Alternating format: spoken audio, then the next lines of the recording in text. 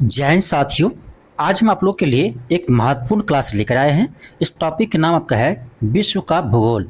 आज हम विश्व के भूगोल से संबंधित महत्वपूर्ण प्रश्न को देखेंगे। पहले हम लोग इसका यानी बीपीएससी का पीवाईक्यू प्रश्न देखने वाले हैं। तो आज जो आपको क्लास करवाएंगे उसमें आपका बीपीएससी के द्वारा जितने भी आपका वर्ल्ड ज्योग्राफी से क्वेश्चन पूछा गया उन सभी प्रश्नों को हल करेंगे। तो चलिए इस क्लास को हम स्टार्ट करते हैं। आपका देखिए क्वेश्चन फर्स्ट है कि महाद्वीपीय बहाव का सिद्धांत किसके द्वारा विकसित किया गया था। तो ये दिया था वैगनर ने, ठीक है, ए वैगनर ने, ध्यान रखना, ए वैगनर ने आपका महाद्वीपीय बहाव का सिद्धांत दिया था। ये आपका 68वें बीपीएससी में पूछा गया है। कल आपको हम क्लास 11th का एनसीईआरटी कराए थे ज्योग्राफी का, ठीक है, याद होगा आपको। क्लास 11th के एनसीईआरटी का ज्योग्राफी हम करवाए थे, उसमें इसका प्रूफ दिखाए थे कि कहाँ से प्रश्न आया है। क्लास 11th जो आपका है उसमें पूरा लगभग आपका वर्ल्ड ज्योग्राफी ही दिया है। तो एक बार आप क्लास 11th का ये जो बुक आता है आपका ज्योग्राफी का उसे पढ़ लीजिएगा। हम कल ऐसे क्लास करवा दिए हैं, इस क्लास को जाकर एक बार देख लीजिए। सारा आपका वर्ल्ड ज्योग्राफी का जितने क्वेश्चन पूछा है बीपीएससी सारा आपको बन जाएगा सिर्फ एक बुक पढ़ने से, ठीक है। तो हम कल ये करवा चुके हैं क्लास 11th का आपका ज्योग्राफी, तो उस वीडियो को एक बार देख लीजिए, सारा प्रश्न बन जाएगा, ठीक है। चलिए अगला क्वेश्चन देखते हैं आपका। अगला क्वेश्चन आपका है कि 90 डिग्री पूर्वी देशांतर पर स्थित थिम्पू का स्थानीय समय निर्धारित कीजिए जब ग्रीनविच में दोपहर 12 बजे का समय है। अब देखो सिंपल है प्रश्न, आपको क्या कह रहा है, कह रहा है ग्रीनविच में कितना समय हो रहा है, तो 2 बजे दोपहर हो रहा है। कह रहा है आपका 90 डिग्री पूर्वी देशांतर पर जो स्थित है आपका थिम्पू, उसका स्थानीय समय निकालो। देखो हम लोग जानते हैं एक चीज़ कि एक डिग्री चलने में आपका कितना मिनट लगता है, 4 मिनट, ठीक है। जो ग्लोब पर 1 डिग्री घूरने में कितना समय लगता है, 4 मिनट लगता है, ठीक है। इतना तो ध्यान होगा, 1 डिग्री 4 मिनट लगता है। यहाँ कितना आपका 90 डिग्री, आप देखो ग्रीनविच में कितना समय है, कितना एंगल है, 0 डिग्री, और यहाँ आपका 90, उससे आगे कितना है, 90 डिग्री पूर्वी देशांतर है।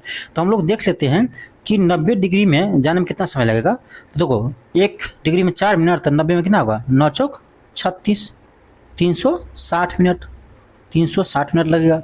अब 360 मिनट को हम घंटा में बदलेंगे, क्या करेंगे, 60 से डिवाइड कर देंगे, 36 यानी 6 घंटा, कितना है, 6 घंटा समय लगेगा। लेकिन अब ये है कि देखो यहाँ 6 है ना, 6 AM भी दिया है, 6 PM भी दिया है, सुबह होगा कि शाम होगा। तो देखो ग्रीनविच में आपका क्या है, 12 बजकर दोपहर हुआ है, यानी 12 बजे दोपहर है।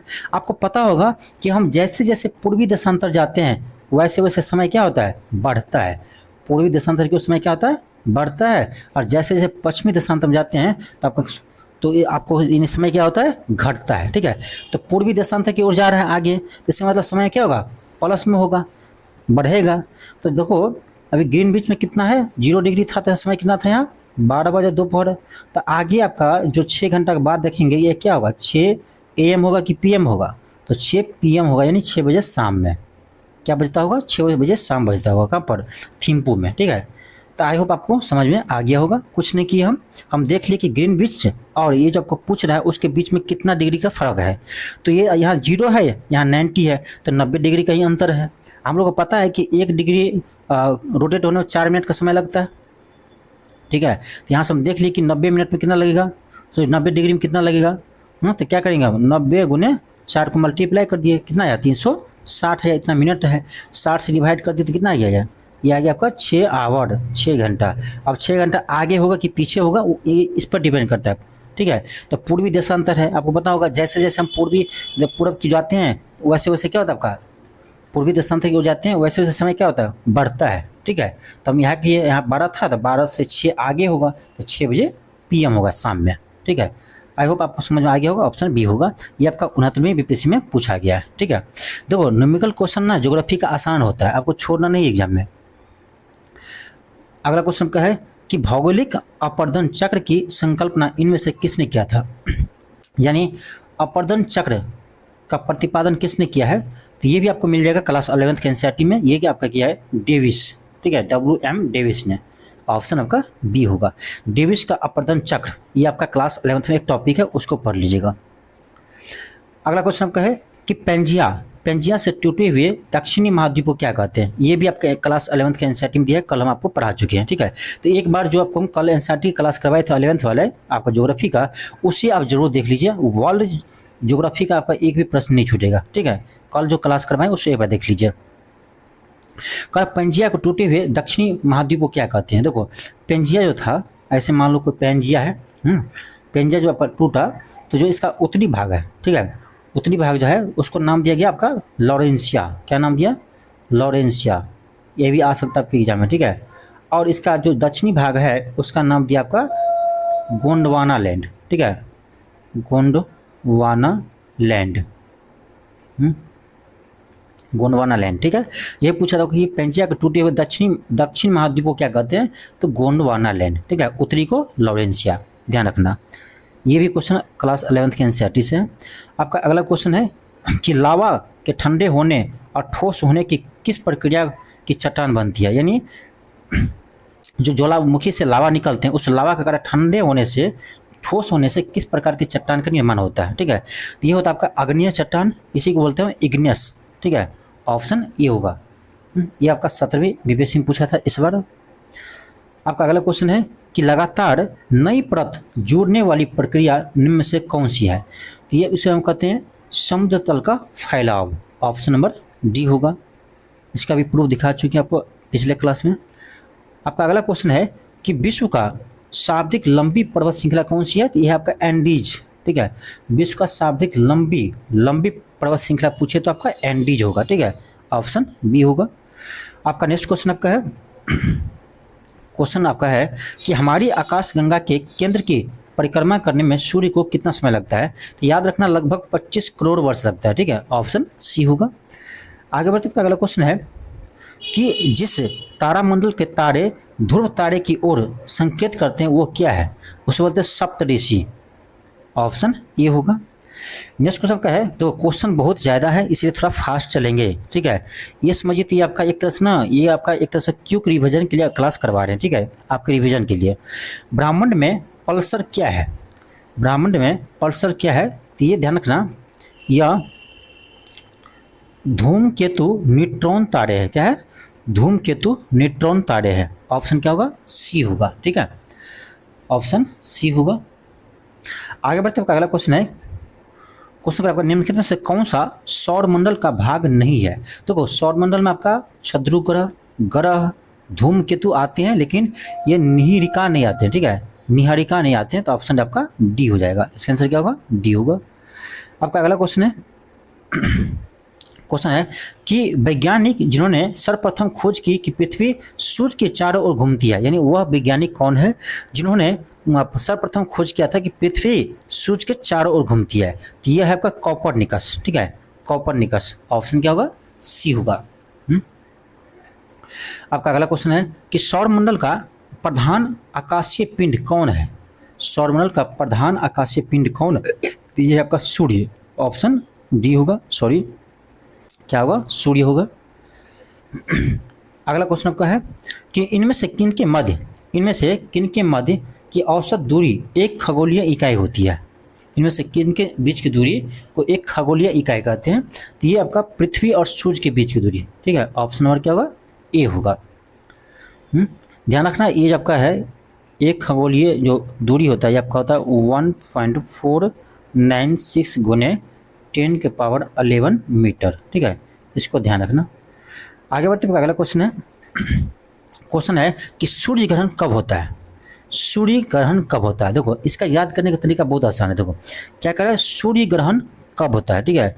तो याद रखना, सूर्य ग्रहण पूछे तो बीच में सूर्य नहीं हो, ठीक है, बीच में सूर्य आपका नहीं आएगा।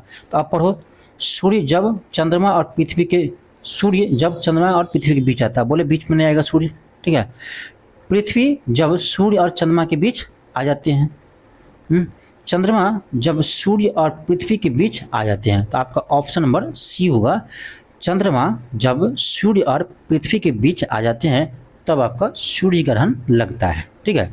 ऑप्शन सी होगा। आपका अगला क्वेश्चन है कि सूर्य ग्रहण कब होता है? रिपीट कर गया क्या क्वेश्चन? 47, हाँ, क्वेश्चन रिपीट करिए, कोई नहीं। अगला क्वेश्चन आपका है कि सौरमंडल का सर्वाधिक गर्म ग्रह कौन सा है? ये है आपका शुक्र ग्रह। शुक्र ग्रह आपका सबसे गर्म ग्रह है, आपका ऑप्शन बी होगा। अगला आपका है इवनिंग स्टार किसे कहते हैं? ये भी शुक्र ग्रह को कहते हैं। भोर का तारा, शाम के तारा, सभी आपको इसी को कहते हैं, किसको? शुक्र ग्रह को कहते हैं, ठीक है। आपका अगला क्वेश्चन है कि सौरमंडल का सबसे चमकदार ग्रह कौन सा है? तो वो आपका शुक्र ग्रह है। देखो, एक ही प्रश्न का विभिन्न तरीके से पूछा गया है, ठीक है।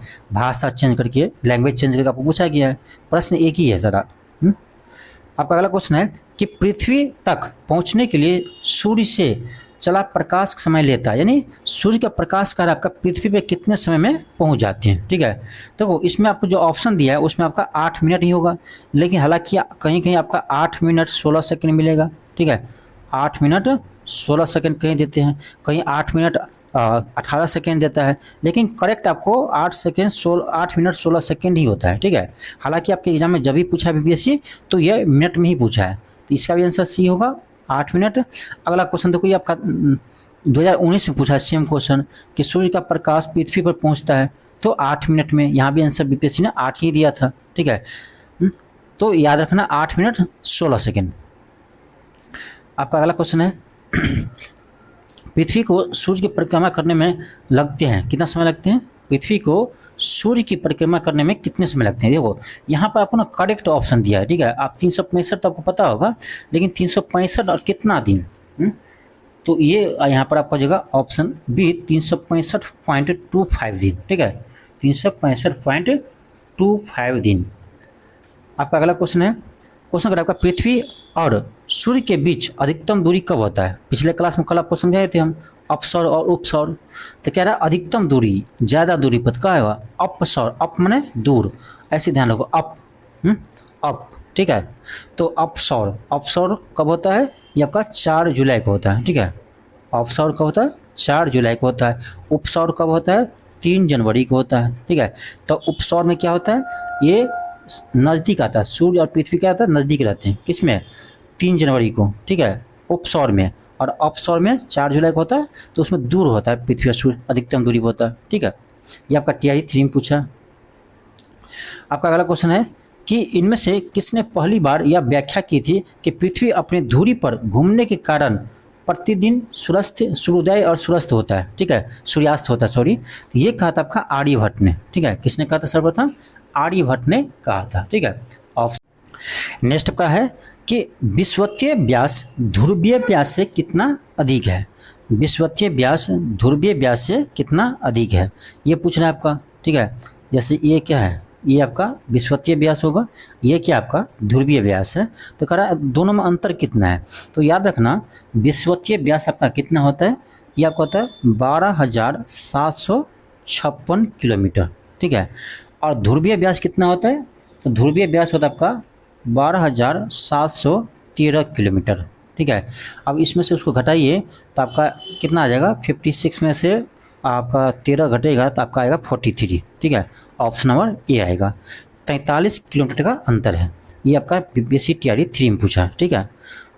आपका अगला क्वेश्चन है कि सौरमंडल में सबसे बड़ा ग्रह कौन सा है? तो ये आपका बृहस्पति ग्रह, ऑप्शन ए होगा। नेक्स्ट क्वेश्चन का है कि शनि सूर्य के चारों ओर एक चक्कर लगाने में कितना समय लेता है? शनि जो है वो सूर्य के चक्कर लगाने में कितना समय लेता है? तो इसका आपका हो जाएगा 29.5 वर्ष, 29.5 वर्ष। नेक्स्ट क्वेश्चन आपका है कि यूरेनस सूर्य के चारों ओर एक परिक्रमा करता है, यूरेनस कितने दिन में करता है? यानी अरुण। तो ध्यान रखना ये करता है आपका 84 वर्ष में, ठीक है। ऑप्शन नंबर ए होगा। आपका अगला क्वेश्चन है नेक्स्ट है कि शाब्दिक उत्तरी दक्षिणी अक्षांशीय लंबाई वाली सीमा वाली देश है, यानी शाब्दिक सबसे अधिक कर रहा है उत्तर दक्षिणी लंबाई सीमा लगाने वाली कौन सा देश है? तो ये आपका है चिली, ठीक है। ऑप्शन बी होगा। कौन है? चिली। नेक्स्ट आपका क्वेश्चन है, क्वेश्चन कर रहा है, यहाँ देखो, ये क्वेश्चन आपका 69 में पूछा गया था कि ग्लोब पर 1 डिग्री का अंतराल पर खींची गई अक्षांश रेखाएं कितनी है? तो अक्षांश रेखाएं कितनी कर आपको? तो ग्लोब पर आपको देखो ऐसे रेखा रहता है, आपको लगता है कि ये क्या होता है? ऐसे पूरा एक गोल आपको रहता है, ठीक है। ऐसे दिखा रहा है ना, लेकिन ये पूरा गोल रहता है, ठीक है। तो ऐसे ऐसे आपका ना 90 इधर है और 90 आपका इधर है, लेकिन बीच में कॉमन आ जाते हैं, ठीक है। एक आपका ना इसमें भी काउंट होता है, इसमें भी काउंट हो जाता है, ठीक है। तो बीच वाले जो है ना ये आपका 2 बार काउंट हो जाता है, तो 90 90 आपका 180 होना चाहिए था, लेकिन बीच वाले आपका एक बार कॉमन आ जाता है, तो इसलिए एक हम माइनस कर देते हैं, तो कितना होता है 179। तो आपका ऑप्शन नंबर ए होगा 179। आपका अगला क्वेश्चन है किस रेखा पर भारतीय मानक समय अपनाया गया है। तो आपको पता होगा 82.5 डिग्री पूर्वी देशांतर, ठीक है। 82.5 डिग्री पूर्वी देशांतर क्या कहते हैं, भारत का मानक समय रेखा है, ठीक है। 82.5 डिग्री पूर्वी देशांतर, ऑप्शन बी होगा। आपका अगला क्वेश्चन है कि कौन सा देशांतर प्रधान यमकतर के साथ मिलने वाले ग्लोब पर बृहद वृत्त का निर्माण करता है, ठीक है।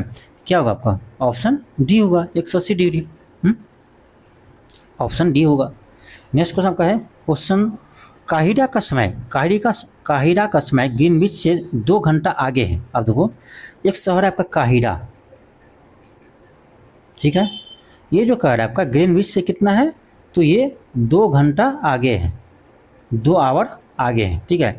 तो कह रहा है आपका यह स्थिति, इसको कहाँ पर इसका स्थिति है, तो हम लोग पहले पढ़ चुके हैं कि 1 डिग्री में कितना समय लगता है आपको, 4 मिनट लगता है घूमने में, तो यहाँ पर 4 मिनट लगता है। ये कह रहा है 2 घंटा, देखो इसको हम उल्टा लिख सकते हैं क्या, 4 मिनट में 1 डिग्री रोटेट होता है, तो 4 मिनट में, तो 1 मिनट में कितना होगा 1/4 होगा।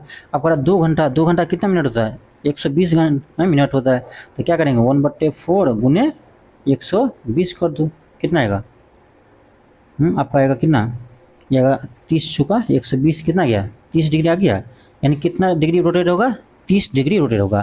तो आप देखो 30 पश्चिम में है और 30 पूर्वी देशांतर है, तो ये क्या कह रहा है ग्रीनविच से आगे है 2 घंटा, प्लस में है आगे है, तो क्या होगा पूर्वी देशांतर होगा, क्योंकि आपको बता चुके हैं कि हम जैसे जैसे पूर्वी देशांतर को जाते हैं समय बढ़ता है, और जैसे जैसे हम पश्चिमी देशांतर को जाते हैं वैसे समय घटता है, ठीक है।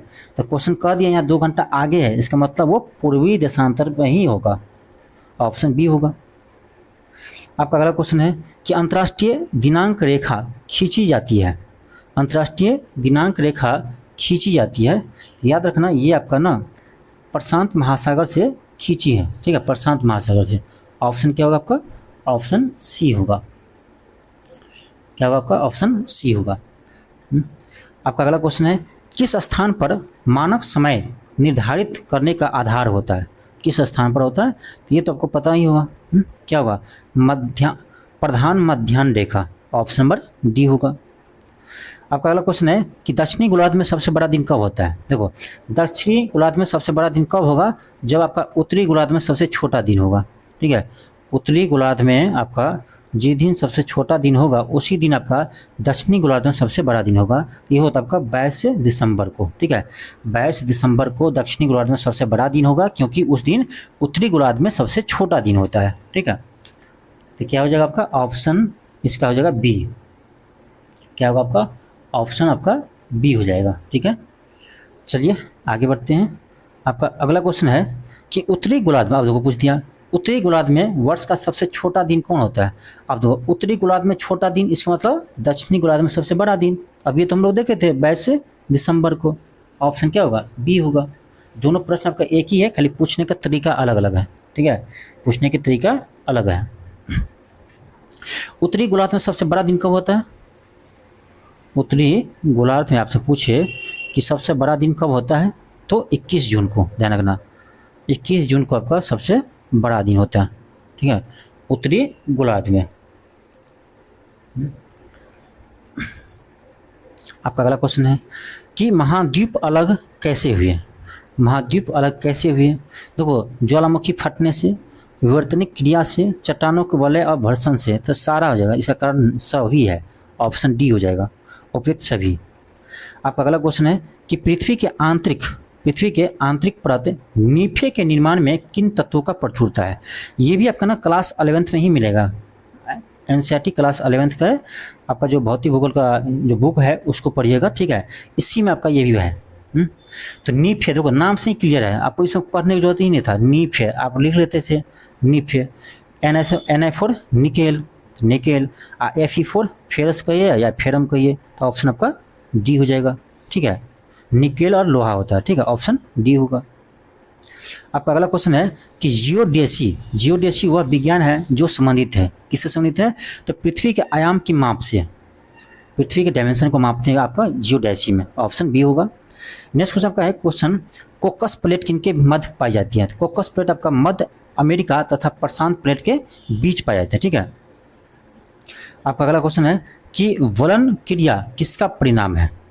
वलन क्रिया जो है वह किसका परिणाम है? तो आपका ऑप्शन नंबर सी होगा, पर्वत निर्माणकारी बल, पर्वत निर्माणकारी बल, ऑप्शन क्या होगा?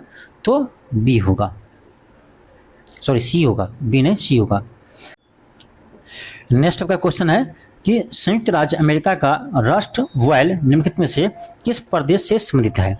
याद रखना, ग्रेट लक्स प्रदेश और आपका पीटर्सबर्ग प्रदेश से संबंधित है, इसलिए इसका ई होगा आंसर, उपयुक्त में से एक से अधिक। आपका अगला क्वेश्चन है कि अवसादी शैलों के लिए निम्नलिखित में से कौन सा कथन सत्य है? अवसादी शैलों के लिए कौन सा कथन सत्य है? तो याद रखना, ये जो है ये शैलें स्तरों में निक्षेपित होती हैं, ठीक है, ऑप्शन सी होगा। आपका अगला क्वेश्चन है कि निम्नलिखित चट्टानों में से कौन सा कायांतरिक चट्टान नहीं है? निम्न में से कौन सा कायांतरिक चट्टान नहीं है? देखो, क्वार्जाइट है, नीस है, लेकिन डोलोमाइट नहीं है, ठीक है। डोलोमाइट जो है वो आपका कायांतरिक चट्टान नहीं है, ये एक परतदार चट्टान है, ठीक है, परतदार चट्टान। आपका अगला क्वेश्चन है अग्निय चट्टान के लिए निम्नलिखित में से कौन सा कथन सत्य है? अग्निय चट्टान के लिए कौन सा कथन सत्य है? तो देखा जाए तो इसका ऑप्शन सी हो जाएगा, वे क्रिस्टलीय तथा अक्रिस्टलीय दोनों ही होती है, नहीं दोनों रूप में होते हैं, क्रिस्टलीय भी होते हैं और अक्रिस्टलीय भी होते हैं। आपका अगला क्वेश्चन है कि खनिज निम्नलिखित में से किस चट्टान के स्तर में जमा होता है? खनिज जो होता है वो कौन से चट्टान में मिलते हैं, ठीक है, मैक्सिमम केस में आपका ये कौन से चट्टान में मिलते हैं? ध्यान रखना, ये आपका अवसादी चट्टान मिलते हैं, ठीक है, ऑप्शन ए होगा। ये आपका बीपीएससी टीआरडी में पूछा है। आपका अगला क्वेश्चन है कि माउंट एटना क्या है? कि यह एक प्रकार की ज्वालामुखी है, ठीक है, ऑप्शन सी होगा। माउंट एटना क्या है? तो एक प्रकार की ज्वालामुखी है। आपका अगला क्वेश्चन है कि मौना लाओ उदाहरण है। मौना लाओ किसका उदाहरण है? यह एक सक्रिय ज्वालामुखी का उदाहरण है, ऑप्शन ए होगा, सक्रिय ज्वालामुखी। नेक्स्ट क्वेश्चन का है आर्कटिक क्षेत्र अंटार्कटिक महाद्वीप के किसके निकट स्थित है? ठीक है, आर्कटिक क्षेत्र और अंटार्कटिका महाद्वीप किसके निकट स्थित है? तो आपको जो ऑप्शन सी, उत्तरी और दक्षिणी ध्रुव। आपका अगला क्वेश्चन है कलिमंजारो है क्या है? कलिमंजारो क्या है? यह एक वोल्केनो है, ठीक है, ऑप्शन ये होगा। आपका अगला क्वेश्चन है कि निम्नलिखित में से कौन सा विश्व का सबसे बड़ा ज्वालामुखी है जो 38 वर्षों के बाद पहली बार फूटा था? यह आपका हालांकि करेंट अफेयर का क्वेश्चन है, ठीक है, ये आपका 68वें बीपीएससी में आया था। हालांकि इसको हम कह सकते हैं करेंट अफेयर का प्रश्न है, लेकिन फिर भी आप इसके ध्यान रखिए, आपका ऑप्शन सी होगा, मौना लाओ, ठीक है, ऑप्शन क्या होगा? सी होगा। आपका अगला क्वेश्चन है कि कोकस प्लेट किन के मध्य पाई जाती है? इससे पहले भी आया था, फिर आ गया, तो मध्य अमेरिका और प्रशांत प्लेट के बीच कोकस प्लेट। अगला क्वेश्चन आपका है कि निम्नलिखित में से कौन सा भूकंप की गहनता को मापने के लिए उपयोग में लाते हैं? ये आपका है मरकली पैमाना। मरकली पैमाना का यूज किस में करते हैं? हम भूकंप की गहनता को हम मापते हैं। आपका नेक्स्ट क्वेश्चन आपका है कि इनमें से किस महाद्वीप में सबसे अधिक देश है? तो अफ्रीका में आपका सबसे अधिक देश है, ठीक है, अफ्रीका महाद्वीप में आपका सबसे अधिक देश है, कितना है? 54 है। सेकेंड में आपका एशिया आता है, एशिया में आपका कितना है? 49 देश है, ठीक है।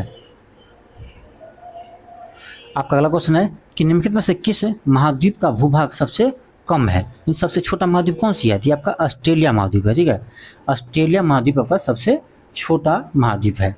चलिए आगे बढ़ते हैं। आपका अगला क्वेश्चन है निम्नलिखित में से कौन सा महाद्वीप क्षेत्रफल के अनुसार सबसे बड़ा है? क्षेत्रफल की दृष्टि सबसे बड़ा आपका एशिया है, लेकिन एशिया इस ऑप्शन में नहीं है, तो आप अफ्रीका को लगाइए, ठीक है, ऑप्शन क्या होगा? बी होगा। एशिया यदि आपका ऑप्शन में नहीं है तो क्या करेंगे? अफ्रीका को लगाएंगे, क्योंकि उसके बाद आपका सेकेंड पर अफ्रीका ही आता है। ठीक है। आपका अगला क्वेश्चन है कि विश्व की सबसे ऊंची चोटियां किस प्रकार के पर्वतों में पाई जाती हैं। विश्व की सबसे ऊंची चोटियां जो है वो किस प्रकार के पर्वत में पाई जाती है। बहुत ही अच्छा प्रश्न है। तो ये जो आपका है ना, नवीन मोरदार पर्वत में पाए जाते हैं। ठीक है, ऑप्शन बी होगा, नवीन मोरदार पर्वत। आपका अगला क्वेश्चन है कि विश्व की सर्वाधिक लंबी पर्वत श्रृंखला कौन सी है। आपका एंडीज है, ऑप्शन बी होगा। आपका अगला क्वेश्चन है कि निम्नलिखित में से किसके साथ एंडीज फैला हुआ है। अब देखो यही प्रश्न आपको ना, यहाँ देखो इसी प्रश्न को दूसरी भाषा में पूछा गया है। यहाँ तो एंडीज हो आंसर, लेकिन यहाँ देखो आपका 41वां बीपीएससी में 1996 में पूछा था, उसी प्रश्न को भाषा चेंज करके पूछ दिया है कि निम्नलिखित में से किसके साथ एंडीज फैला हुआ है। ये आपका है दक्षिण अमेरिका के पश्चिमी तट पर, दक्षिण अमेरिका के पश्चिमी तट पर, ऑप्शन डी होगा। ये इस बार पूछा है। आपका अगला क्वेश्चन है कि पेनानाइन, अल्पेशियन, अरावली किसका उदाहरण है। ये सभी आपका जो है ये पुरानी पर्वत श्रृंखला के उदाहरण है। ऑप्शन क्या होगा, बी होगा। आगे बढ़ते आपका अगला क्वेश्चन है कि यूरोप में पिरेनीज पर्वत श्रृंखला किन दो देशों को अलग करती है। यूरोप में पिरेनीज पर्वत श्रृंखला कौन दो देशों को अलग करती है, यानी किन दो देशों को अलग करती है। तो याद रखिए आपका स्पेन और फ्रांस को अलग करती है। ठीक है, ऑप्शन ए होगा, स्पेन और फ्रांस को अलग करते हैं। आपका अगला क्वेश्चन है कि इनमें से सबसे लंबी पर्वत श्रृंखला कौन सी है। आपका जो ऑप्शन दिया हुआ है उस ऑप्शन में आपको बताना दे करके कि सबसे लंबी पर्वत श्रृंखला कौन सी है, तो आपको जो रॉकी। आपका अगला क्वेश्चन है कि संसार की छत किसे कहते हैं, तो ये पामीर का पठार कहते हैं। ठीक है, ऑप्शन सी होगा, पामीर का पठार। अगला क्वेश्चन आपका है कि पृथ्वी पर मरुभूमि होने की संभावना अधिक रहती है। पृथ्वी पर मरुभूमि होने की संभावना कहाँ पर अधिक रहती है। ठीक है, याद रखना 23 डिग्री अक्षांश से पास, 23 डिग्री अक्षांश से पास, ऑप्शन बी होगा। अगला क्वेश्चन आपका गोबी मरुस्थल कहाँ पर है। गोबी मंगोलिया में है। कहाँ पर है, गोबी मरुस्थल आपका मंगोलिया में है, तो आपका ऑप्शन नंबर सी हो जाएगा, मंगोलिया। नेक्स्ट क्वेश्चन आपका है कि ग्रेट विक्टोरियन मरुस्थल कहाँ पर स्थित है, तो ग्रेट विक्टोरियन ये है आपका ऑस्ट्रेलिया में, ऑप्शन ए होगा। अगला क्वेश्चन आपका है तकला मखान मरुस्थल कहाँ पर है, ये आपका चीन में है, ऑप्शन नंबर बी होगा। तकला मकान जो आपका तकला मकान मरुस्थल कहाँ पर है, ये आपका चीन में है। नेक्स्ट आपका क्वेश्चन है रेगिस्तानी क्षेत्र में मशरूम शैल का निर्माण किसका उदाहरण है, ये आपका अपघर्षण का उदाहरण है, ऑप्शन ए होगा। आपका नेक्स्ट क्वेश्चन है कि विश्व का सबसे सूक्ष्म रेगिस्तान कौन सा है। विश्व का सबसे सूक्ष्म रेगिस्तान कौन सा है, ये आपका ध्यान रखना आटाकामा, ऑप्शन क्या होगा, डी होगा। ठीक है, आटाकामा जो है आपका सबसे सूक्ष्म है। आटाकामा क्या आपका सबसे सूक्ष्म है रेगिस्तान है। आपका अगला क्वेश्चन है कि दक्षिण अमेरिका महाद्वीप का सबसे प्राचीन पर्वत कौन सा है। ठीक है, आपको जो ऑप्शन ए पाइकारेस्मा, ठीक है, ऑप्शन क्या होगा, ए होगा। आपका अगला क्वेश्चन है कि निम्नलिखित में से विकल्पों से बिजोड़ सही जोड़े का चयन कीजिए जो अलग है। गोबी कहाँ पर मरुस्थल मंगोलिया में है, थार भारत में है, सहारा अफ्रीका में है, कालाहारी ये आपका अमेरिका में नहीं है। ठीक है, तो ऑप्शन आपका बी हो जाएगा। कालाहारी कहाँ पर है, तो ये आपका कालाहारी जो है वो दक्षिण अफ्रीका में है। कालाहारी कहाँ के मरुस्थल है, तो ये आपका है दक्षिण अफ्रीका के मरुस्थल है।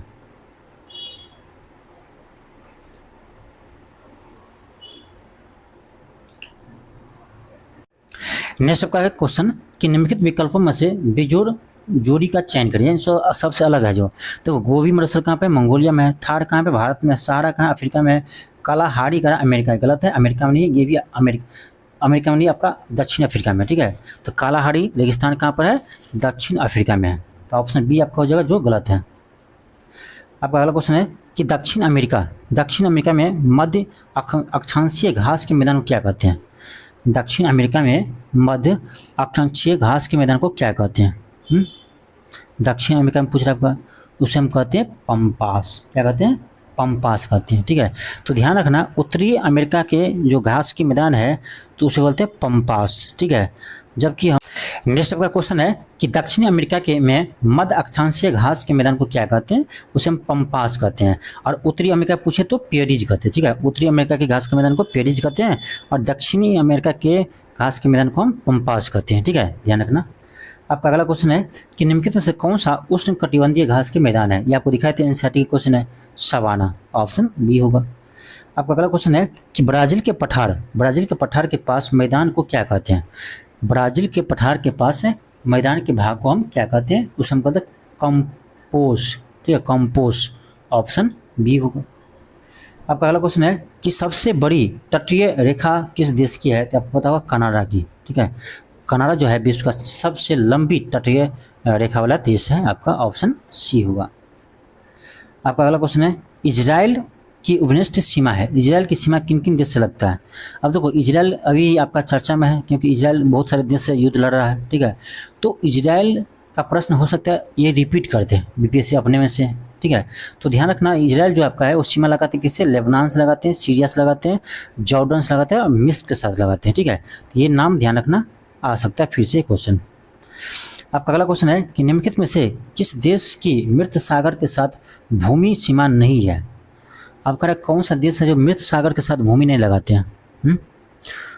मृत सागर के साथ भूमि नहीं, देखो मृत सागर के साथ आपका जॉर्डन और इजराइल जो है वो भूमि लगाते हैं, जबकि लेबनान और फिलिस्तीन जो है वो आपका मृत सागर से भूमि नहीं लगाते हैं। इसका आंसर क्या होगा, आपका ए और डी दोनों होगा, इसलिए ऑप्शन ई होगा, उपयुक्त में से एक से अधिक। आपका अगला क्वेश्चन है कि निम्नलिखित में से कौन सा भौगोलिक क्षेत्र की दृष्टि से सीमा रहित सबसे बड़ा देश है। ये सीमा रहित सबसे बड़ा देश कौन सा है, तो ये आपका जापान। ठीक है, ऑप्शन सी होगा। नेक्स्ट आपका क्वेश्चन है कि शाब्दिक उत्तरी दक्षिणी अक्षांशीय लंबाई वाली देश कौन सा है। ठीक है, तो ये आपका ध्यान रखना, इसका जो है चिली, ऑप्शन बी होगा। आपका अगला क्वेश्चन है, कह रहा है यूएई के रियासती राज्य है, यानी यूएई जो है वो किससे मिलकर बना हुआ है, तो इसका नाम ध्यान रखो, Abu Dhabi, Dubai, Sharjah, Ajman, Umm Quwain, Fujairah, Ras Al खैमा, इन सभी से मिलकर यूएई कहलाते हैं। ठीक है, ऑप्शन बी होगा। आपका अगला क्वेश्चन है कि कौन सा देशांतर कनाडा और अलास्का को अलग करती है, तो याद रखना 141 डिग्री। ठीक है, 141 डिग्री, ये आपका है, देखो 17वीं बीपीएससी के एग्जाम में पूछा है। आपका अगला क्वेश्चन है कि निम्न में से कौन सा स्थलरूप देश है। निम्न में से कौन सा देश जो है स्थलरूप, इसका मतलब क्या होता है कि वह समुद्र से लगा हुआ देश नहीं, केवल मिट्टी यानी स्थल से ही सीमा लगाते हैं दूसरे देश के साथ। ठीक है, यानी वो समुद्र से अपना सीमा नहीं लगाती, उसी को बोलते हैं स्थलरूप देश। जैसे अपना पड़ोसी नेपाल है, नेपाल क्या है तो स्थलरूप देश है ना, वो किसी भी समुद्र से सीमा नहीं लगाती है। इसी कारण है कि नेपाल आज पीछे है। ठीक है, क्योंकि समुद्र से यदि बॉर्डर नहीं लगाता है तो व्यापार नहीं हो पाएगा। ठीक है, अंतर्राष्ट्रीय व्यापार आपको ज़्यादा पता होगा समुद्र से ही ज़्यादा होता है। ठीक है, तो इसीलिए आपका कोई भी देश जो लैंड लॉक है यानी स्थलरूप देश है उसका विकास जल्दी नहीं हो पाता है। तो इसमें क्या आपका इनमें से कौन सा स्थलरूप देश है। ठीक है, तो ये आपका होगा हंगरी, ऑप्शन क्या होगा, बी होगा, हंगरी। नेक्स्ट आपका क्वेश्चन है कि निम्नलिखित में से कौन सा शहर किसी देश की राजधानी नहीं है, तो कैनबरा जो है ऑस्ट्रेलिया की राजधानी है, वेलिंगटन जो है आपका न्यूजीलैंड की राजधानी है, रियाद जो है आपका सऊदी अरब है, रियाद जो है ये आपका सऊदी अरब की राजधानी है, रियाद। ठीक है, रियाद सऊदी अरब की राजधानी है। और आपका सिडनी जो है ये आपका ऑस्ट्रेलिया का एक शहर है, ना कि राजधानी है, तो आपका क्या होगा, ऑप्शन बी हो जाएगा। आपका अगला क्वेश्चन है, कर है कि रूस के किस शहर को उत्तर का वेनिस कहते हैं। रूस के किस शहर को हम उत्तर का वेनिस कहते हैं, किसको कहते हो, बताओ इसका आंसर आप लोग बताओ कि रूस के किस शहर को हम उत्तर का वेनिस कहते हैं, किसको कहते हैं, सेंट पीटर्सबर्ग को कहते हैं, ऑप्शन बी होगा। आपका अगला क्वेश्चन है कि पूर्वी समुद्र की स्वामिनी का नाम है, पूर्वी समुद्र की स्वामिनी किसको कहते हैं, तो आपका जगह श्रीलंका, ऑप्शन ए होगा, श्रीलंका। नेक्स्ट क्वेश्चन का है, कर इनमें से कौन सा यूरोप का खेल का मैदान कहते हैं, तो ये तो आपका इस बार 17वीं बीपीएससी के एग्जाम में पूछा है, स्विट्जरलैंड को। यूरोप का खेल के मैदान कहते हैं स्विट्जरलैंड। आपका अगला क्वेश्चन है कि पृथ्वी की सतह का वह भाग जो पानी में ढका है लगभग कितना है? 2/3 पानी से ढका हुआ है, 1/3 पे लोग है। आपका अगला है कि नामीबिया तट के साथ बहने वाली ठंडी जलधारा का नाम क्या है? ठीक है, इसका नाम है आपका वेगुला जलधारा। क्या नाम है? वेगुला जलधारा है। ऑप्शन आपका बी होगा। नेक्स्ट क्वेश्चन आपका है कि समुद्र तल पर पृथ्वी के केंद्र के सबसे निकट स्थान है, यह है आपका उत्तरी ध्रुव। ऑप्शन ए होगा। नेक्स्ट क्वेश्चन आपका है कि 90 ईस्ट रिज किससे संबंधित है, कहाँ पर स्थित है? यह आपका हिंद महासागर में। ऑप्शन बी होगा। नेक्स्ट क्वेश्चन आपका है कि सुंड्रा ट्रेंच किस महाद्वीप के समांतर स्थित है? सुंड्रा ट्रेंच जो है वो किस महाद्वीप के समांतर स्थित है? तो ये आपका जावा और सुमात्रा दोनों का समांतर स्थित है। तो ऑप्शन ई होगा, एक से अधिक। आपका अगला क्वेश्चन है कि मिसिसिपी डेल्टा उदाहरण है। मिसिसिपी डेल्टा किसके उदाहरण है? ध्यान रखना, यह एक अंगुत्थ या पंचक डेल्टा का, ठीक है, पंचक डेल्टा का। आपका अगला क्वेश्चन है कि सारगौसे सागर एक हिस्सा है। सारगौसे सागर जो है किसका एक हिस्सा है? ध्यान रखना, ये आपका उत्तरी अटलांटिक महासागर का हिस्सा है। ऑप्शन सी होगा। आपका अगला क्वेश्चन है गल्फ स्ट्रीम क्या है? गल्फ स्ट्रीम क्या है? यह एक महासागरीय धारा है। गल्फ स्ट्रीम क्या है? तो यह एक महासागरीय धारा है। आपका अगला क्वेश्चन है कि वेंगुला जलधारा है। वेंगुला जलधारा है, देखो आपका ऑप्शन डी होगा, दक्षिण अफ्रीका के पश्चिमी तट पर प्रवाहित होने वाली ठंडी जलधारा। नेक्स्ट का क्वेश्चन है कि एल नीनो धारा कहाँ पर प्रवाहित होती है? ठीक है, इसका होगा आपका हिंद महासागर। ऑप्शन नंबर सी होगा। ये आपका 69वीं में पूछा गया था। आपका अगला क्वेश्चन है कि निम्नलिखित धाराओं में से कौन सी एक गर्म जलधारा नहीं है? इनमें से कौन सी एक गर्म जलधारा नहीं है, ये पूछ रहा है आपसे। यहाँ पर देखो, अलास्का की जलधारा, एंटीलिस का जलधारा, मुंजावे की जलधारा, ये सभी आपका गर्म जलधारा है। जब करें कौन सा गर्म जलधारा नहीं है, तो आपका ऑप्शन डी होगा, इनमें से कोई नहीं, क्योंकि सभी आपका गर्म जलधारा ही है। और आपसे पूछा था कौन गर्म जलधारा नहीं है, तो आपका आंसर क्या होगा? ऑप्शन डी होगा। ठीक है, ऑप्शन क्या होगा आपका? डी होगा। आगे बढ़ते हैं, आपका अगला क्वेश्चन है। क्वेश्चन पर आपका सागरीय लवणता का मुख्य स्रोत क्या है? सागरीय लवणता की मुख्य स्रोत क्या है? ये आपका भूमि ही है। ठीक है, ऑप्शन बी होगा।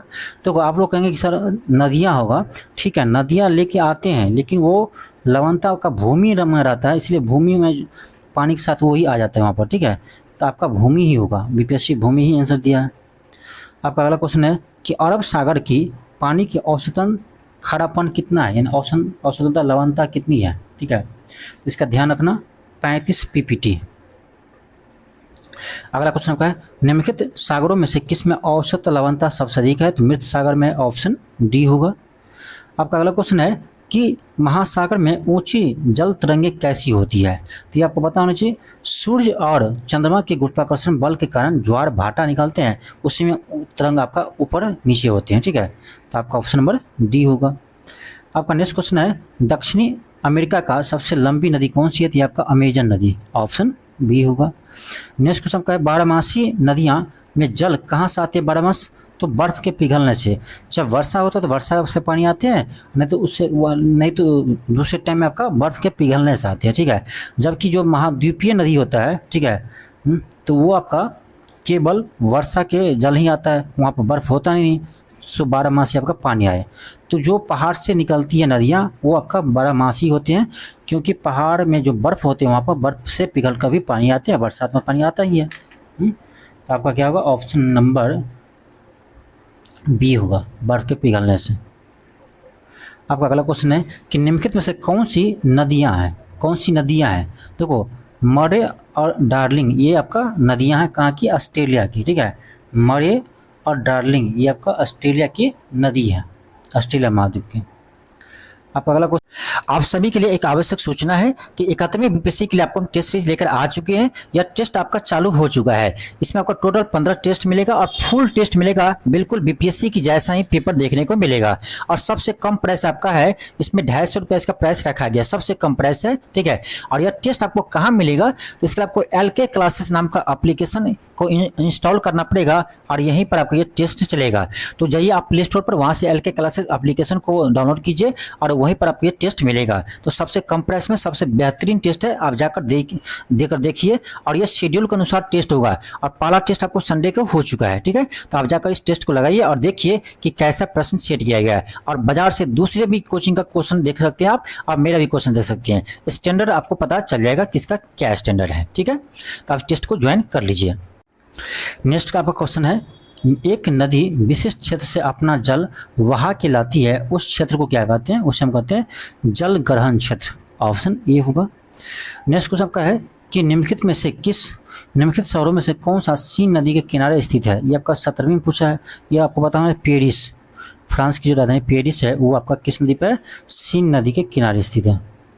अगला क्वेश्चन आपका है, सीन नदी किस नगर से होकर गुजरती है। अब उल्टा क्वेश्चन पूछ दिया तो पेरिस नगर से। अब सोच सकते हैं कि 38वां बीपीएससी के क्वेश्चन को अभी आपका बीपीएससी 17वें बीपीएससी में पूछा है, ठीक है। आप देख सकते हो कितने पुराने क्वेश्चन को बीपीएससी रिपीट कर देता है। अब चलो अगला आपको कुछ दिया है, यहाँ पर मैच करना है। एक साइड दिया है शहर, दूसरी साइड दिया है नदी, ठीक है। अब देखो, अभी देखे थे हम पेरिस सीन नदी पर किनारे हैं, ठीक है। सीन नदी किनारे कौन है आपका, पेरिस सीन नदी के किनारे, ठीक है। बुढ़ा पेस्ट को याद रखना, क्योंकि बुढ़ा पेस्ट के आपका अलग से पूछते हैं। तो ये आपका डेन्यूब नदी के किनारे पर है, ठीक है। डेन्यूब नदी के किनारे पर आपका है, हाँ। आपका वाशिंगटन किस नदी पर है, तो ये आपका पोटामिक नदी के किनारे है। वाशिंगटन DC जो अमेरिका की राजधानी है, ठीक है। इसका हो जाएगा आपका डेन्यूब हो जाएगा, सॉरी पोटामिक हो जाएगा। अब बचा जाएगा आपका रॉटरडैम, ये आपका हो जाएगा राइन नदी। तो देखा जाए तो कौन सा होगा आपका 2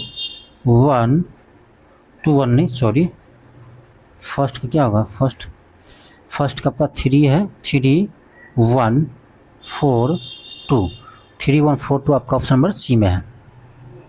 आपका नेक्स्ट क्वेश्चन है कि विश्व का बृहत्तम डेल्टा निर्मित होता है, आपको पता ही होगा, गंगा ब्रह्मपुत्र द्वारा, ठीक है। ऑप्शन नंबर क्या होगा, ए होगा, सुंदरबन डेल्टा जिसको कहते हैं। ग्रैंड कैनियन है, ग्रैंड कैनियन क्या है, एक गॉर्ज है। ऑप्शन क्या होगा, ए होगा, क्या है, एक गॉर्ज है। आपका अगला क्वेश्चन है कि स्टेलाकाइट और स्टेलाग्माइट आकृति बनती है किसके द्वारा, याद रखना भूमिगत जल के द्वारा बनता है, ठीक है। ऑप्शन बी होगा। नेक्स्ट आपका है कि ताइपो झील किस देश में स्थित है।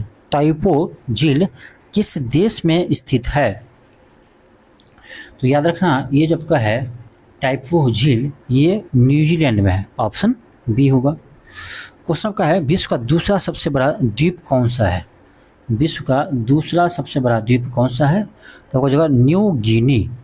क्या होगा, न्यू गिनी होगा। पहला कौन है, तो पहला आपका ग्रीनलैंड है, ठीक है। ग्रीनलैंड है ये आपका पहला सबसे बड़ा द्वीप, ग्रीनलैंड। इसका होगा न्यू गिनी। आपका पहला क्वेश्चन है कि देखो कह रहा है ना, ग्रीनलैंड निम्न से किस देश में, ग्रीनलैंड निम्न देशों में से किस देश का भाग है, तो ये आपका है डेनमार्क का, ठीक है। किसका भाग है, डेनमार्क का। ऑप्शन ए होगा। आपका अगला क्वेश्चन है कि ग्रीनलैंड निम्न से किस देश का भाग है, सॉरी वही क्वेश्चन रिपीट हो गया, डेनमार्क होगा। ऑप्शन ए होगा। आपका अगला क्वेश्चन है कि निम्न में से कौन सा द्वीप क्षेत्रफल में सबसे बड़ा है। इसमें जो आपको दिया है उसमें बताना है आपका कि क्षेत्रफल में आपका सबसे बड़ा द्वीप कौन सी है। आपका हो जाएगा इसमें मेडागास्कर। ऑप्शन क्या होगा, सी होगा, मेडागास्कर।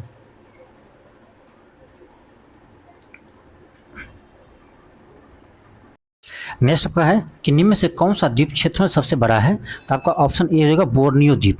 ऑप्शन ए होगा। नेक्स्ट क्वेश्चन आपका है कि फिजी स्थित है। फिजी आपका कह रहा है ये कहाँ पर स्थित है, तो ध्यान रखना फिजी जो है ये आपका प्रशांत महासागर में स्थित है। आपका अगला क्वेश्चन है कि भौगोलिक क्षेत्र की दृष्टि से जापान का सबसे बड़ा द्वीप कौन सी है? तो ये आपका होंग्शू द्वीप है, ऑप्शन बी होगा। नेक्स्ट क्वेश्चन आपका है कि निम्नलिखित में से किस देश में सबसे अधिक सर्वाधिक द्वीप है? तो ये आपका ध्यान रखना इंडोनेशिया में, ठीक है।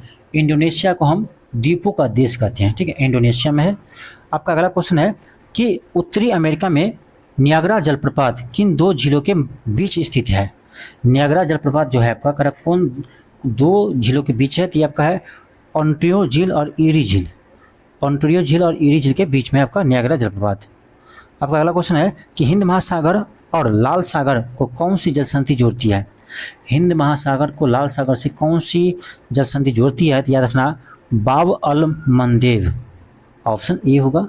आपका अगला क्वेश्चन है कि स्वेज नहर किसको जोड़ती है? स्वेज नहर किसको जोड़ती है? ध्यान रखना लाल सागर को भूमध्य सागर से जोड़ती है, ऑप्शन सी होगा। आपका अगला क्वेश्चन है कि मलक्का जल संयोजक आने जाने की सुविधा है कहाँ से कहाँ? तो जो आपका मलक्का जल संधि है वो ध्यान रखना आपका हिंद महासागर से चीन सागर तक जाने का रास्ता देता है, आपका ऑप्शन नंबर ए होगा। आपका अगला क्वेश्चन है, अब देखो इसमें आपका स्टेटमेंट में क्वेश्चन है, थोड़ा सा इसको छोटा कर लेते हैं। पहला आपका है कि सतह क्षेत्रफल के हिसाब से विक्टोरिया झील दुनिया की तीसरी सबसे बड़ी मीठी झील है। क्वेश्चन देखो क्या पूछ रहा है, गलत है, कौन सा कथन गलत है ये पूछ रहा है। तो एग्जाम में आप जब जाएंगे ना तो इसको भी देख लेना एक बार, गलत पूछ रहा है या सही पूछ रहा है, ठीक है। इसमें बहुत सारे क्वेश्चन मिस्टेक कर देते हैं स्टूडेंट, ठीक है, ध्यान से। तो गलत पूछ रहा है आपका, ये फर्स्ट गलत ही है। ये कर आपका कि विक्टोरिया झील दुनिया की तीसरी सबसे मीठी झील है, तीसरी नहीं है दूसरी ही है, ठीक है, दूसरी है, तो आपका फर्स्ट गलत हो गया। सेकंड कर आपका यह अफ्रीका के महान झीलों में से एक है, ये आपका सही है। थर्ड है कि इसकी सीमा 4 देश तंजानिया, युगांडा, रवांडा, केन्या से लगती है। देखो आपका ये भी गलत है, ये भी गलत है, 4 देश से नहीं लगते, मात्र 3 देश से लगते हैं। ये 3 देश कौन कौन सी है? ठीक है, ये आपका 3 देश जो है ये आपका है, ध्यान रखना, तंजानिया, युगांडा, केन्या, रवांडा से नहीं लगाते हैं, ठीक है। तो आपका थर्ड भी गलत है। फोर्थ करें विक्टोरिया झील से निकलने वाली एक मात्र धारा नील नदी है जो युगांडा के जिंजा के पास झील से बाहर निकलती है, ये सही है। तो पूछ रहा था कौन सा गलत है, तो आपका 1 और 3, 1 और 3 गलत है, तो ऑप्शन क्या होगा? ए होगा, ठीक है। आपका अगला क्वेश्चन है कि पनामा नहर जोड़ती है, पनामा नहर किसको जोड़ती है? तो ध्यान रखना ये आपका प्रशांत महासागर को अंध महासागर में जोड़ती है। अंध महासागर कहने का मतलब हुआ आपका अटलांटिक महासागर, ठीक है, अटलांटिक महासागर, अटलांटिक महासागर, ठीक है। तो प्रशांत महासागर को अटलांटिक महासागर से जोड़ती है पनामा नहर। आपका अगला क्वेश्चन है कि अड्डू प्रवाल द्वीप किस महासागर में स्थित है? अड्डू प्रवाल द्वीप किस महासागर में स्थित है? तो ध्यान रखना ये आपका है हिंद महासागर में, इसी को बोलते हैं भारतीय महासागर यानी हिंद महासागर, ऑप्शन सी होगा।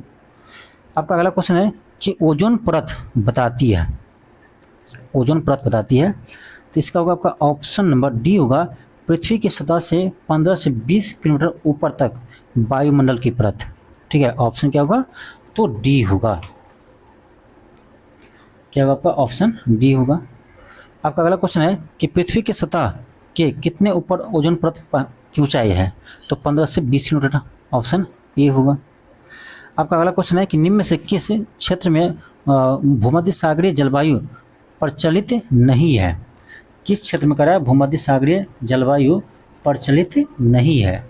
ठीक है, तो आपका जो पंपाज, ऑप्शन डी। आपका अगला क्वेश्चन है कि साफ रात मेघीय रात की अपेक्षा अधिक ठंडा होती है, क्यों? क्योंकि विकिरण के कारण, ऑप्शन क्या होगा? बी होगा। आपका अगला क्वेश्चन है कि गरजने वाली 40, क्रुद्ध 50, चीखने वाले 60 पवने पृथ्वी के किस गोलार्ध में आते हैं? तो ये आपका पृथ्वी के दक्षिणी गोलार्ध में आते हैं, ठीक है, ऑप्शन बी होगा। आपका अगला क्वेश्चन है मानसून का निवर्तन इंगित होता है साफ आकाश से, बंगाल की खाड़ी में अधिक दाब की परिस्थिति से, स्थल पर तापमान के बढ़ने से होता है, ठीक है, तीनों होगा आपका, ऑप्शन सी 1, 2, 3। आपका अगला क्वेश्चन है पृथ्वी पर घने वन अधिकतर कहाँ मिलते हैं? तो आपका विषुवतीय वृत्त के आसपास मिलते हैं, ठीक है, सॉरी विषुवतीय रेखा के पास, ये जो आपका है यहाँ पर आपका मिलता है, ठीक है। आपका अगला क्वेश्चन है कि टाइगा कोनधारी वन प्रदेश में विकसित होने वाली मुख्य मृदा कौन सी है? ये आपका पॉडजॉल, ऑप्शन बी होगा। आपका अगला क्वेश्चन है कि विश्व का कौन सा देश मुलायम लकड़ी एवं लकड़ी की लुगदी का सबसे बड़ा निर्यातक और उत्पादक और निर्यातक है। ठीक है, तो देखो जब जिस समय क्वेश्चन पूछा था उस समय के आंसर आप मत ध्यान रखो, अभी ध्यान रखो, अभी वर्तमान में आपका अमेरिका है। ठीक है, ऑप्शन ए होगा। आपका अगला क्वेश्चन है कि ट्यूआर्स के अनुसार भारत की जलवायु किस प्रकार की है। देखो तो ये आपका सवाना प्रकार की भी है, उपोष्ण मानसूनी जलवायु भी है। ठीक है, लेकिन बीपीएससी इसका आंसर दिया है आपका ऑप्शन बी, उपोष्ण मानसूनी जलवायु, तो बी लेकर ही चलो। हालांकि इसका आंसर आपका डी होगा, एक से अधिक। आपका अगला क्वेश्चन देखो, मैच करना है। अत्यधिक गर्म स्थल कौन सा है? सहारा रेगिस्तान। अत्यधिक ठंडा अंटार्कटिका। अत्यधिक वर्षा चेरापूंजी में होती है। अत्यधिक सूखा क्या होगा? चिली। इसको मैच कर दो, कौन सा होगा आपका? ए का 4, ए का 4 ऑप्शन बीटा में बी हो जाएगा। आपका अगला क्वेश्चन है कि किस मिट्टी में कोशिका यानी कैपिलरी का सबसे अधिक प्रभावशाली होता है? ये आपका होता है चिकनी मिट्टी में। इसलिए आप देखेंगे चिकनी मिट्टी में ना आपका जल जो है, पानी जो है ज़्यादातर टिकता है, बलुई मिट्टी में कम टिकता है क्योंकि इसमें कैपिलरी कम होता है आपका। आपका अगला क्वेश्चन है मृदा संरक्षण वह प्रक्रम है जिसमें क्या होता है? तो मृदा के नुकसान से सुरक्षित किया जाता है। आपका अगला क्वेश्चन है कि भौगोलिक अपवर्तन चक्र की संकल्पना किसने दिया था? डेविस ने दिया था, ऑप्शन बी होगा। आपका अगला क्वेश्चन है कि टेरा रोसा का प्राकृतिक विकास उस भूभाग में होता है जिसमें क्या हो? चूना पत्थर हो। आपका अगला क्वेश्चन है कि अफ्रीका की मूलभूत जाति पिग्मी किस नदी घाटी में पाई जाती है? याद रखना ये आपका कांगो नदी घाटी में पाई जाती है। ठीक है, ऑप्शन क्या होगा? बी होगा, कांगो नदी घाटी, ऑप्शन बी होगा कांगो।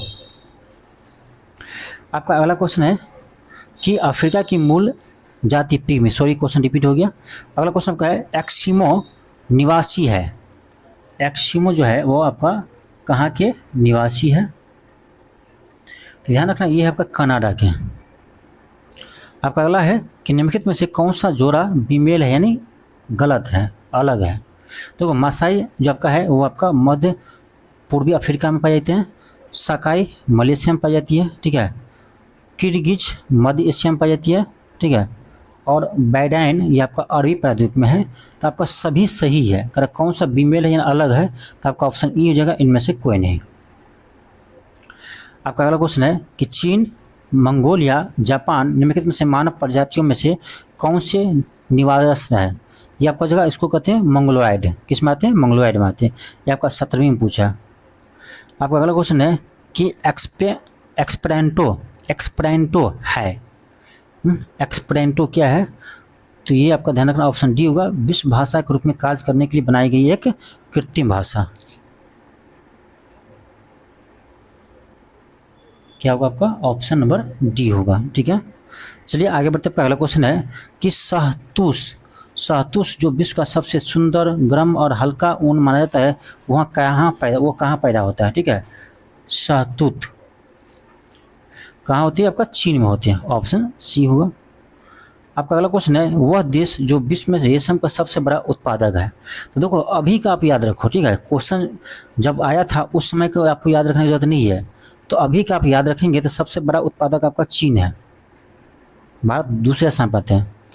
आपका अगला क्वेश्चन है कि निम्नलिखित में से कौन सा देश विश्व का सबसे अधिक केसर का उत्पादन करने वाला देश है?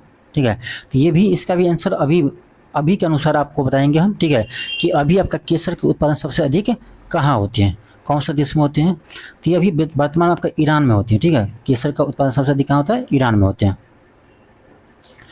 आपका अगला क्वेश्चन है कोयला का समान रूप है। तो समान रूप है आपका एंथ्रास बिटुमिनस। एंथ्रास है तो आपका होगा उच्च कोटि। ठीक है, समानी कोयला बोलते हैं आपका बिटुमिनस को, ऑप्शन नंबर ए होगा।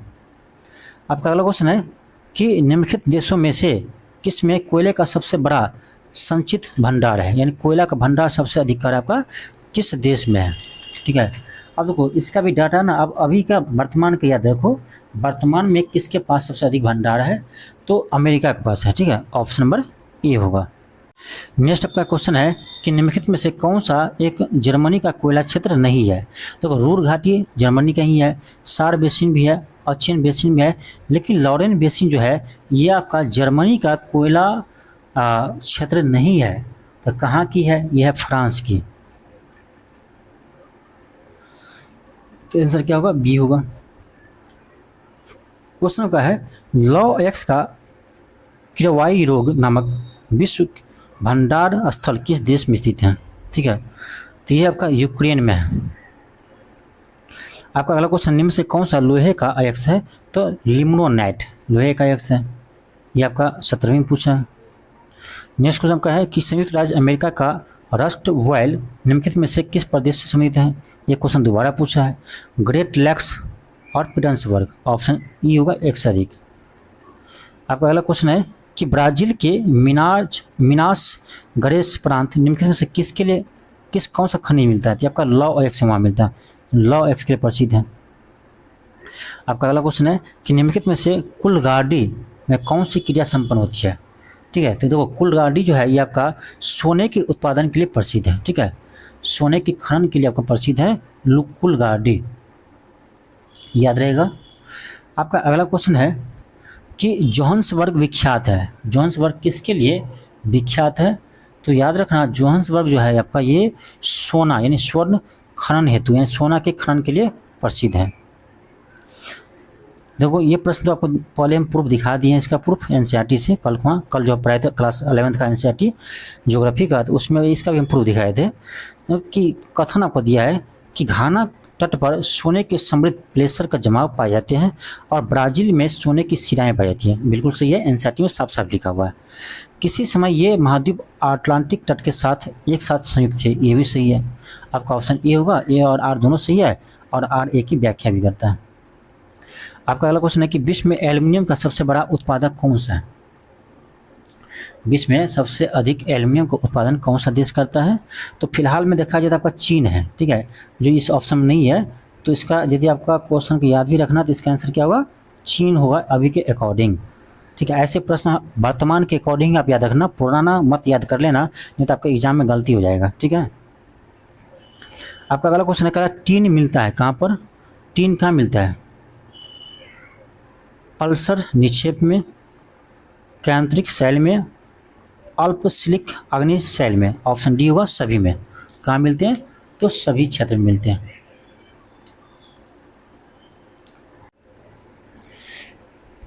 नेक्स्ट आपका क्वेश्चन है कि टीन मिलता है, टीन कहाँ मिलते हैं? तो ये पल्सर निक्षेप में मिलते हैं। ठीक है, ऑप्शन ए होगा पल्सर निक्षेप। आपका अगला क्वेश्चन है कि संयुक्त राज्य अमेरिका के अतिरिक्त विश्व के निम्नलिखित में से कौन सा देश सबसे बड़ा कच्चा तेल उत्पादक है?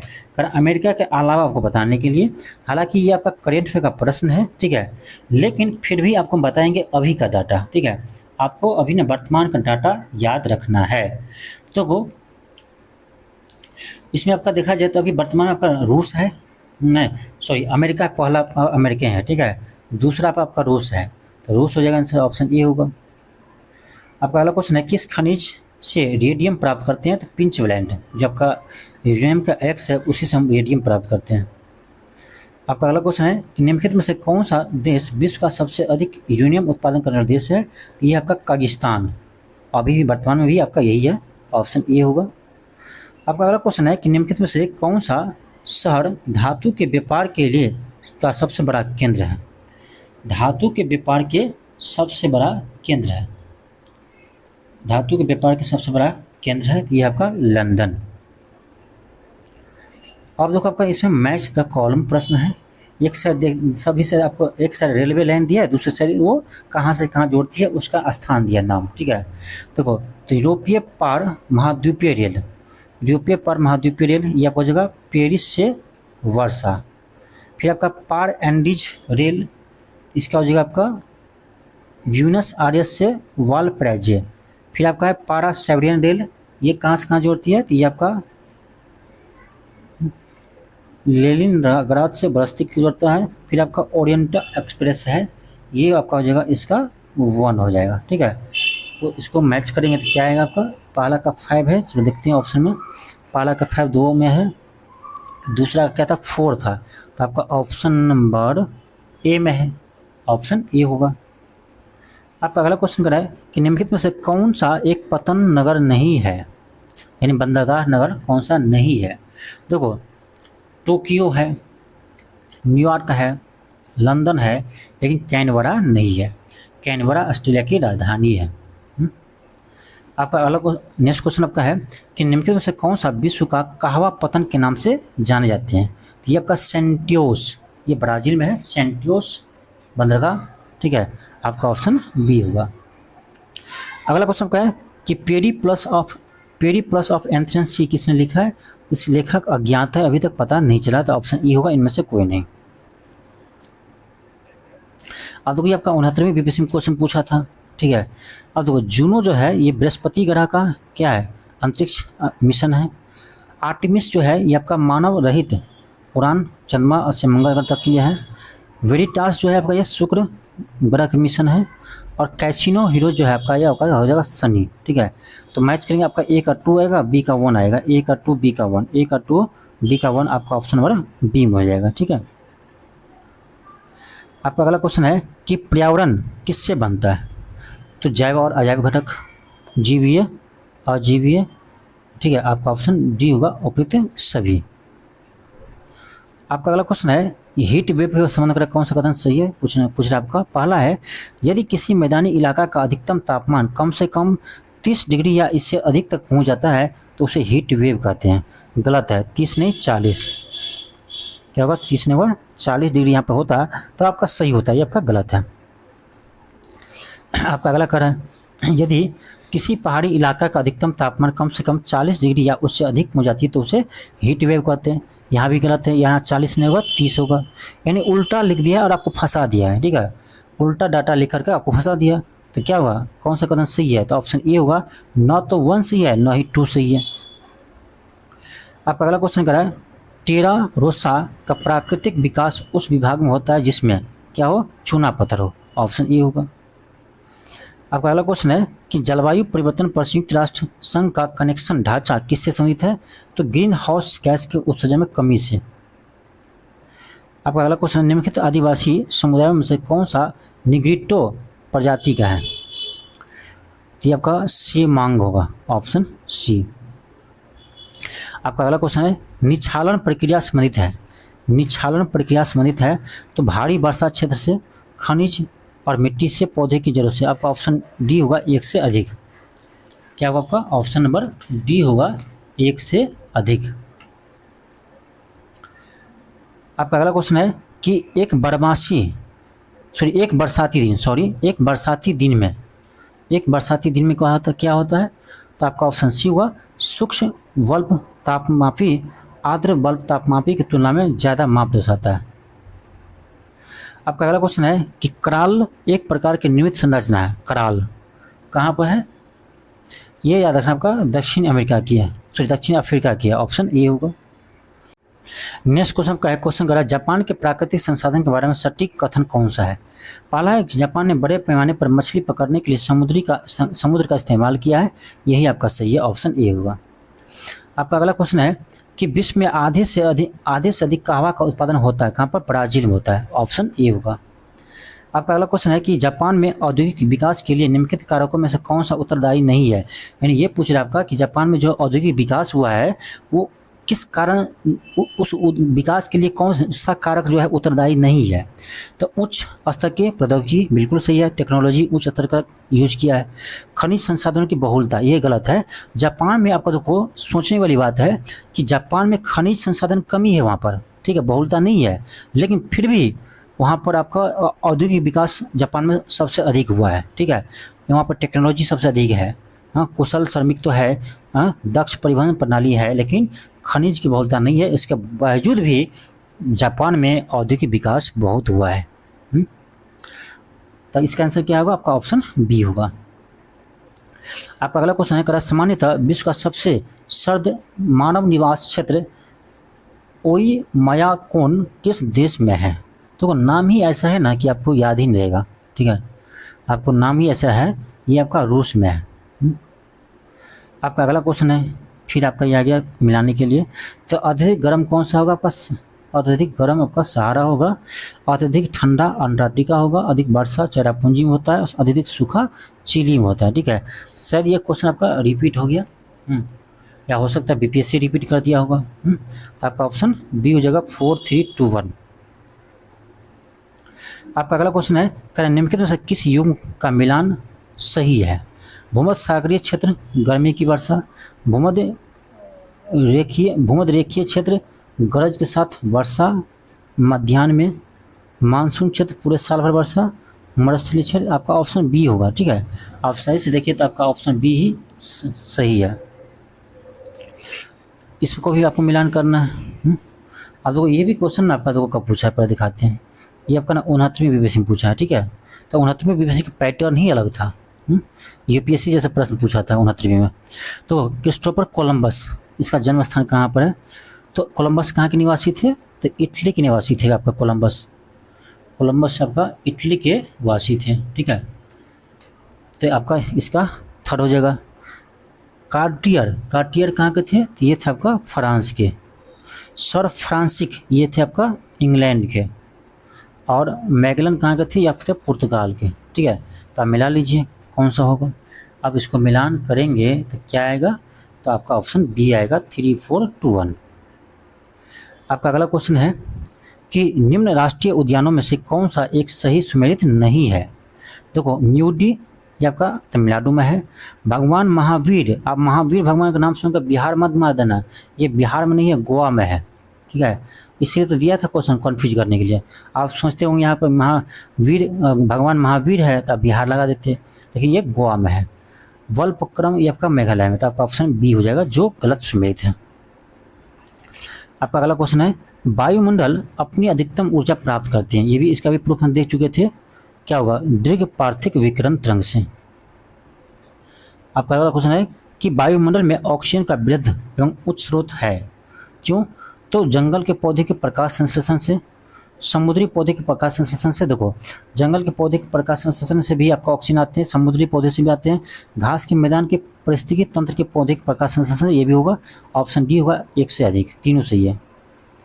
आपका अगला क्वेश्चन है कि निम्न से कौन सा नवीकरणीय ऊर्जा का स्रोत है? तो कोयला अनवीकरणीय है, पेट्रोलियम भी अनवीकरणीय है, नाभिकीय भी है, तो आपका ऑप्शन ई होगा, इनमें से कोई नहीं। आपका अगला क्वेश्चन है कि 22 अप्रैल को मनाए गए पृथ्वी दिवस का संबंध किससे है? तो आपका ऑप्शन सी होगा, वातावरण से संबंधित जागरूकता के लिए। आपका अगला क्वेश्चन है कि पर्वतीय क्षेत्रों में पक्षियों के आधिकारिक प्रजातियों को किस जंगल में निवास करती है? तो आपका जगह चीड़ की जंगल, ऑप्शन ए होगा।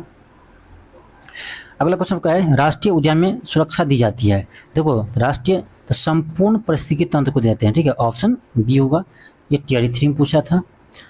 आपका नेक्स्ट क्वेश्चन आपका है, राष्ट्रीय उद्यान में सुरक्षा दी जाती है, सॉरी क्वेश्चन रिपीट कर गया, तो ऑप्शन बी होगा, संपूर्ण पारिस्थितिकी तंत्र को। ये टीआरई 3 में पूछा है। तो अभी तक हम लोग जो क्वेश्चन देखे हैं, आपका टोटल 201 प्रश्न था। ठीक है, 201 प्रश्न ये आपका अभी तक बीपीएससी द्वारा आपका वर्ल्ड ज्योग्राफी से पूछा हुआ प्रश्न था। ठीक है, और आपका हम कल एनसीईआरटी क्लास 11th का आपका क्लास करवाए थे, जिसमें पूरे वर्ल्ड हिस्ट्री का ही क्वेश्चन था, सॉरी वर्ल्ड ज्योग्राफी का, सॉरी। ठीक है, तो वो भी आप एक बार क्लास देख लीजिएगा जो हम कल करवाए थे। ठीक है, और इस क्लास को देख लेंगे तो संभावना है कि आपका क्वेश्चन बन जाएगा वर्ल्ड ज्योग्राफी से। ठीक है, चलिए मिलते हैं नेक्स्ट क्लास में। आज के लिए इतना ही, थैंक यू, धन्यवाद।